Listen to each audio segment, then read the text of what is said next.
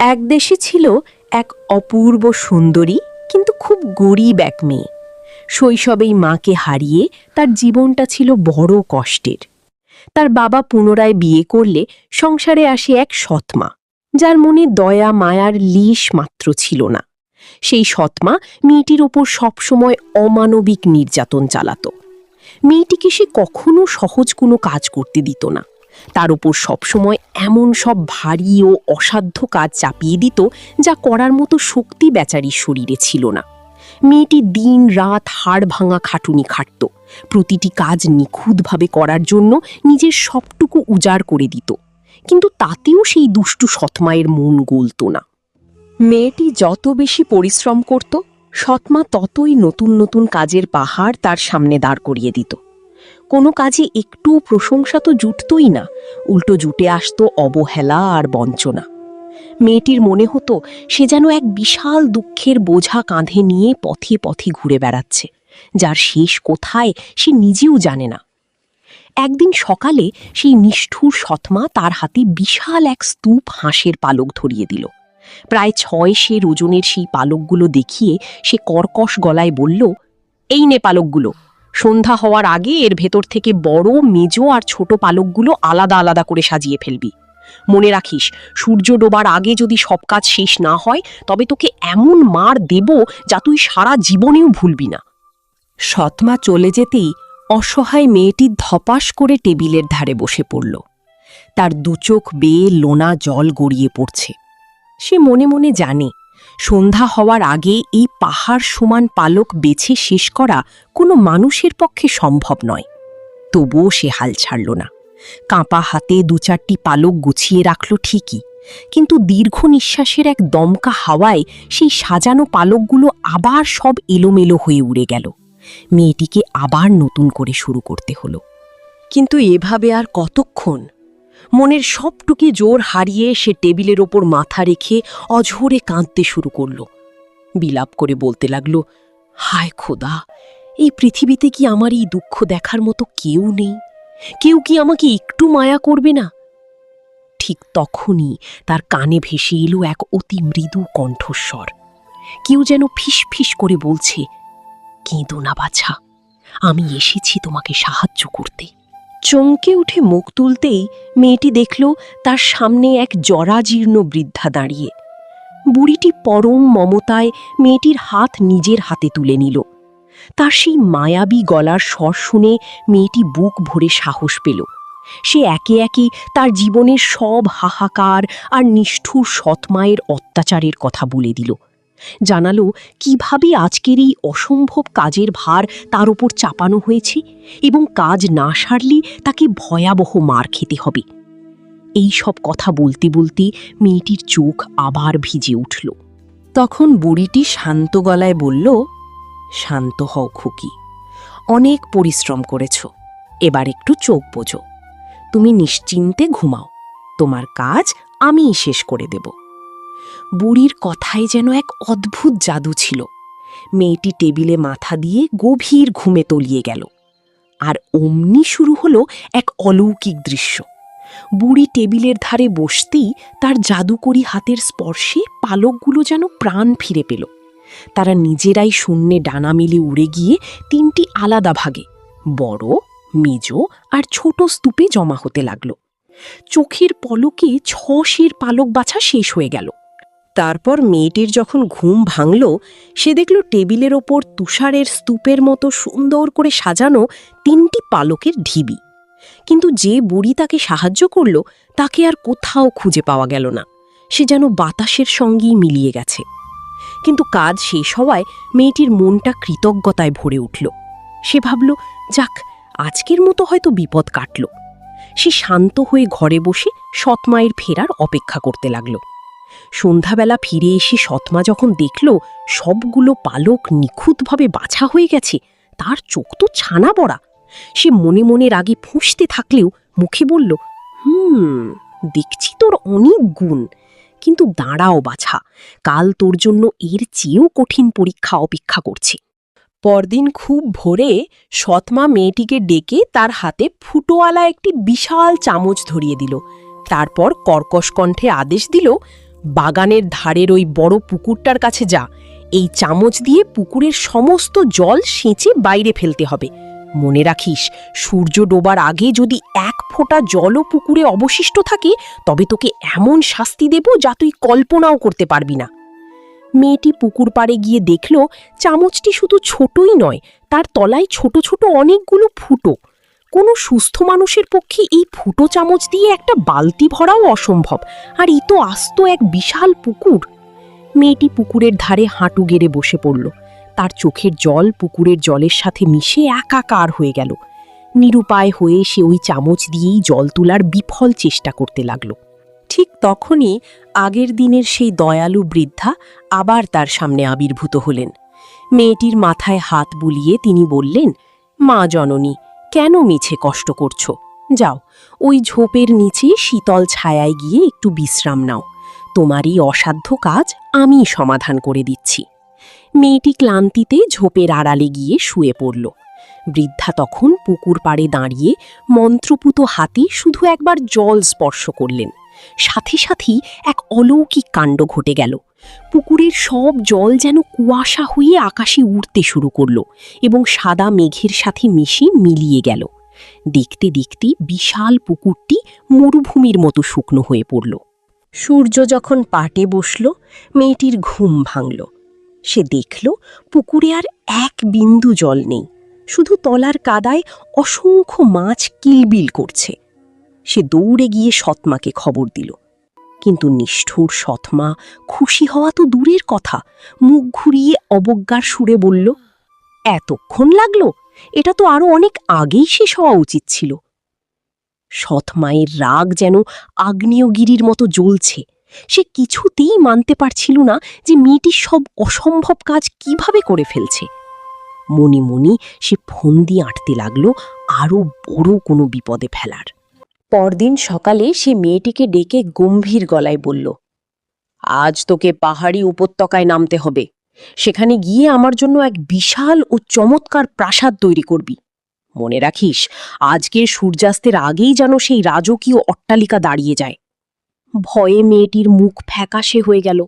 সে কাঁপা কাঁপা গলায় বলল, এই কি বলছো মা? আস্ত একটা রাজপ্রাসাদ আমি একা কিভাবে তৈরি করব? এটা তো অসম্ভব। সৎমা রাগে চেঁচিয়ে উঠল, কোনো অজুহাত শুনব না। তুই যদি ফুটো চামচ দিয়ে পুকুর খালি করতে পারিস, তবে প্রাসাদও বানাতে পারবি। প্রাসাদের প্রতিটি ঘর, রান্নাঘর থেকে শুরু করে মাটির তলার গোপন কক্ষ, সব যেন নিখুঁত হয়। যদি কোনো ত্রুটি পাই, তবে তোর হাড় আমি গুঁড়ো করে দেব। নিষ্ঠুর সৎমা মেয়েটিকে জোর করে উপত্যকার ধারে নিয়ে গিয়ে তাড়িয়ে দিল। মেয়েটি নিচে নেমে দেখল চারিদিকে বিশাল বিশাল সব পাথরের চাই পড়ে আছে। সে ভাবল, অন্তত কাজটা শুরু করি। কিন্তু সবচেয়ে ছোট পাথরটিকে ধাক্কা দিয়েও সে 1 ইঞ্চি নড়াতে পারল না। বিশাল সব পাথরের স্তূপ দেখে সে অসহায় বোধ করতে লাগল। নিরাশ হয়ে মেয়েটি পাথরের ওপর বসে কাঁদতে শুরু করল। তার কি বলি মনে হচ্ছিল, দয়ালু বুড়িমা কি আজ আর আসবেন না? আজ কি তবে আমার শেষ রক্ষা হবে না? ঠিক তখনই বাতাস যেন শান্ত হয়ে এলো এবং সেই মায়াবী বৃদ্ধা আবার আবির্ভূত হলেন। মেয়েটির দুশ্চিন্তা দেখে তিনি অভয় দিয়ে বললেন, মা জননী, তুমি আজ বড্ড পরিশ্রান্ত। যাও, ওই গাছের শীতল ছায়ায় গিয়ে শান্তিতে ঘুমাও। আমি প্রাসাদের ভিত্তি স্থাপন করছি। মনে রেখো, যদি কখনো তোমার জীবনে সুখের দিন আসে, তবে এই প্রাসাদেই হবে তোমার আসল ঠিকানা। বৃদ্ধার কথায় এক গভীর রহস্য আর আশ্বাস লুকিয়েছিল। মেয়েটি সব দুশ্চিন্তা ভুলে গিয়ে গাছের নিচে গভীর ঘুমে মগ্ন হয়ে পড়ল। মেয়েটি গভীর ঘুমে তলিয়ে যেতেই শুরু হলো এক অলৌকিক কর্মযজ্ঞ। বৃদ্ধা কেবল তার হাতের লাঠি দিয়ে একটি পাথর স্পর্শ করলেন, আর অমনি নিথর পাথরগুলো যেন প্রাণ ফিরে পেল। বিশাল বিশাল পাথরের চাঁইগুলো নিজে থেকেই নড়তে শুরু করল। মনে হচ্ছিল একদল অদৃশ্য দানব যেন অদৃশ্য শক্তি দিয়ে প্রাসাদের বিশাল সব দেয়াল আর ভিত্তি তৈরি করছে। ধীরে ধীরে সেই উপত্যকার বুক চিরে মাথা তুলে দাঁড়াতে লাগল এক বিশাল অট্টালিকা। হাজার হাজার অদৃশ্য হাত যেন অতি দ্রুত পাথরের ওপর পাথর সাজিয়ে চলেছে। পায়ের নিচের মাটি মৃদু কাঁপছিল সেই অলৌকিক গতির চাপে। চোখের পলকে কক্ষগুলো তৈরি হলো, আর প্রাসাদের ছাদ ঢাকা পড়ে গেল লাল টালির শাড়িতে। সূর্যের আলো মাথার ওপর আসার আগেই প্রাসাদের সর্বোচ্চ চূড়ায় বসিয়ে দেওয়া হলো একটি জলজলে সোনালি বায়ু মোরগ, যা রোদে হীরের মতো ঝকমক করতে লাগল। বাইরের কাজ শেষ হতেই শুরু হলো অন্দরমহলের সাজসজ্জা। প্রাসাদের দেয়ালগুলো ঢাকা পড়ে গেল দামি রেশম আর মখমলের কারুকাজে। ঘরগুলো ভরে উঠল ধবধবে সাদা মার্বেল পাথরের টেবিল, রাজকীয় আরাম কিদারা আর সব দামি আসবাবে। কড়িকাঠ থেকে ঝুলতে লাগলো বিশাল সব স্ফটিকের ঝাড় লণ্ঠন, যা থেকে স্নিগ্ধ আলো ঠিকরে পড়ছিল। কোথাও ঝিলমিল করছিল সোনার খাঁচায় বন্দি সবুজ তোতা পাখি, আবার কোথাও কোনায় কোনায় বিদেশি সব রঙিন পাখি মধুর সুরে গান গাইতে শুরু করল। পুরো প্রাসাদের সাজসজ্জা দেখে মনে হচ্ছিল কোনো সাধারণ মানুষ নয়, বরং খোদ কোনো প্রতাপশালী রাজা তার স্বপ্নের এই প্রাসাদ তৈরি করেছেন। চারদিকের জাঁকজমক দেখে উপত্যকাটি যেন স্বর্গের এক টুকরো অংশে পরিণত হল। সূর্য যখন দিগন্তের ওপারে ঢলে পড়ল, তখন হাজার হাজার প্রদীপের উজ্জ্বল আলোয় মেয়েটির ঘুম ভেঙে গেল। সে চোখ মেলে বিস্ময়ে হতবাক হয়ে দেখল, তার সামনে দাঁড়িয়ে আছে এক স্বপ্নপুরীর মতো বিশাল রাজপ্রাসাদ।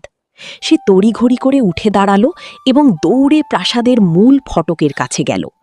দেখল কারুকার্য খচিত বিশাল দরজাগুলো তার জন্যই খোলা রয়েছে।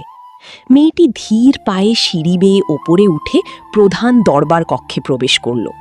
চারদিকে রাজকীয় লাল গালিচা বিছানো, আর বারান্দার প্রতিটি কোণ সোনার পাতে মোড়া। সেখানে কত শত নাম না জানা রঙিন ফুল ফুটে আছে, যার সুবাসে চারপাশ আমোদিত। পুরো প্রাসাদের জাঁকজমক দেখে মেয়েটি এতটাই মুগ্ধ হল যে সে কাঠের পুতুলের মতো এক জায়গায় স্থির হয়ে দাঁড়িয়ে রইল। তার মনে হচ্ছিল সে কি কোনো বাস্তব পৃথিবীতে আছে, নাকি কোনো সুন্দর স্বপ্ন দেখছে। ঠিক সেই মুহূর্তে তার খেয়াল হলো, নিষ্ঠুর সৎমা যে কোনো সময় এখানে চলে আসতে পারে। সে সম্বিত ফিরে পেয়ে দ্রুত পায়ে দৌড়ল সৎমার কাছে খবর পৌঁছে দিতে যে তার আদেশ মতো প্রাসাদ তৈরি হয়ে গেছে। সৎমা খবর শুনে বিশ্বাস করতে পারল না। সে কর্কশ গলায় বলল, মুখে বললে হবে না, আমি নিজের চোখে দেখে আসতে চাই। সে মেয়েটির পিছু পিছু উপত্যকার দিকে রওনা হল। প্রাসাদের কাছাকাছি পৌঁছাতেই আলোকোজ্জ্বল সেই অট্টালিকা দেখে সৎমায়ের চোখ ধাঁধিয়ে গেল। তার অন্তরে হিংসার আগুন জ্বললেও মুখে তা প্রকাশ করল না। সে অবজ্ঞার সুরে বলল, দেখা যাচ্ছে এই কাজটা তোর জন্য বড্ড সহজ ছিল। যা দেখছি তোকে এবার আরও অনেক বড় আর কঠিন কোনো পরীক্ষায় ফেলতে হবে। সৎমা প্রাসাদের ভেতরে প্রবেশ করে শিকারী বাজের মতো চারদিকে তাকাতে লাগল। তার একমাত্র উদ্দেশ্য ছিল কোনো একটি ছোট ভুল খুঁজে বের করা, যাতে মেয়েটিকে শাস্তি দেওয়া যায়। সে প্রতিটি ঘরে ঢুকল, দেয়ালের কোণ থেকে শুরু করে ছাদের কারুকাজ সব খুঁটিয়ে খুঁটিয়ে দেখল, কিন্তু কোথাও কোনো খুঁত পেল না। সবকিছুই ছিল নিখুঁত এবং রাজকীয়। বিফল হয়ে সে মেয়েটির দিকে রাগী চোখে তাকিয়ে দাঁত কিরমির করে বলল, ওপরটা তো ঝকঝকে করলি, এবার নিচের খবর কি? আমি মাটির তলার ঘর আর রান্নাঘর নিজে গিয়ে পরীক্ষা করব। যদি দেখি সেখানে কোনো আসবাব বা সরঞ্জামে ঘাটতি আছে, তবে তোর রেহাই নেই। রান্নাঘরে গিয়ে সৎমা আরও অবাক হয়ে গেল। সেখানে উনুনে গনগনে আঁচ জ্বলছে, আর হাঁড়িতে সুস্বাদু খাবার টকবক করে ফুটছে। রান্নার যাবতীয় সরঞ্জাম, ঝাঁকা, পরিষ্কার করার ব্রাশ, জ্বালানি কাঠ থেকে শুরু করে আগুন নাড়াচাড়া করার লোহার শিক পর্যন্ত সব ঠিকঠাক জায়গায় সাজানো। দেয়াল আলমারির তাকে তাকে তামা, পিতল, দামি কাঁচ আর চিনেমাটির বাসনকোসন ঠাসা। প্রদীপের আলোয় সেসব রূপোর মতো ঝিকমিক করছিল। কয়লার পাত্র থেকে শুরু করে জল ভরার বালতি, কোনো কিছুরই অভাব ছিল না সেখানে। নিজের পরাজয় মেনে নিতে না পেরে সৎমা এবার চিৎকার করে উঠল, মাটির তলার গোপন ঘরে যাওয়ার সিঁড়িটা কোথায়? আমি এক্ষুনি নিচে গিয়ে দেখতে চাই সেখানে দামি পানীয়ের পিপেগুলো ঠিকমতো ভরা আছে কিনা। যদি দেখি ভাঁড়ার খালি, তবে আজ তোর একদিন কি আমার একদিন।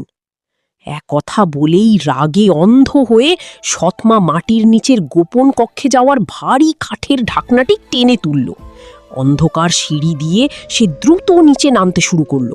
কিন্তু বিধির বিধান, তাড়াহুড়ো করতে গিয়ে সে ঢাকনাটি ঠিকমতো আটকে রাখেনি। মাত্র 2 পা নিচে নামতেই সেই বিশাল ও ভারী ঢাকনাটি বিকট শব্দে আছড়ে পড়ল সৎমায়ের মাথার ওপর। ওপর থেকে মেয়েটি কেবল তার সৎমায়ের একটি আর্ত চিৎকার শুনতে পেল।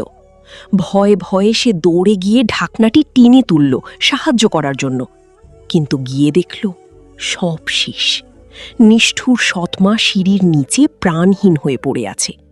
তার সব ষড়যন্ত্রের অবসান হল এভাবেই। সৎমায়ের মৃত্যুর পর সেই বিশাল ও ঐশ্বর্যমণ্ডিত প্রাসাদের একমাত্র মালকিন হল সেই ভাগ্যবতী মেয়েটি। শুরুতে সে বিশ্বাসই করতে পারছিল না যে এই সব রাজকীয় সম্পদ এখন তার। কিন্তু কিছুক্ষণের মধ্যেই প্রাসাদের অসংখ্য দাসদাসী এসে তাকে কুর্নিশ জানালো এবং তার আদেশ পালনের জন্য প্রস্তুত হল। তারা আলমারি খুলে মেয়েটির জন্য মখমলের দামি পোশাক আর অলংকার বের করে আনল। প্রাসাদের গোপন সিন্ধুকে পাওয়া গেল পাহাড় সমান সোনা, রূপো আর বহুমূল্য হীরে জহরত। মেয়েটির জীবনের সব দুঃখ যেন এক নিমেষে জাদুকরী সুখের বন্যায় ভেসে গেল।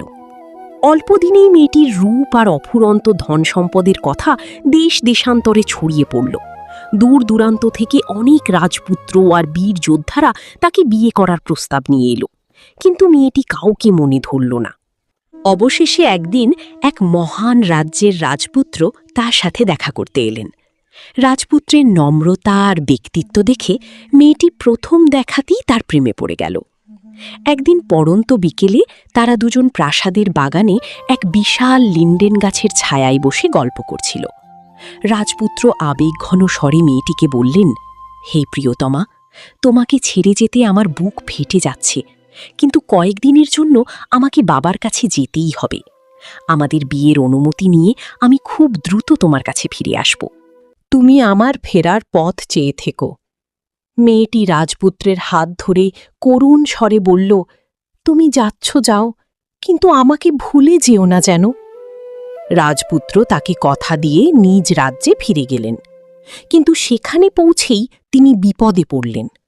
তার পিতা অর্থাৎ মহারাজা এই বিয়েতে একেবারেই রাজি হলেন না।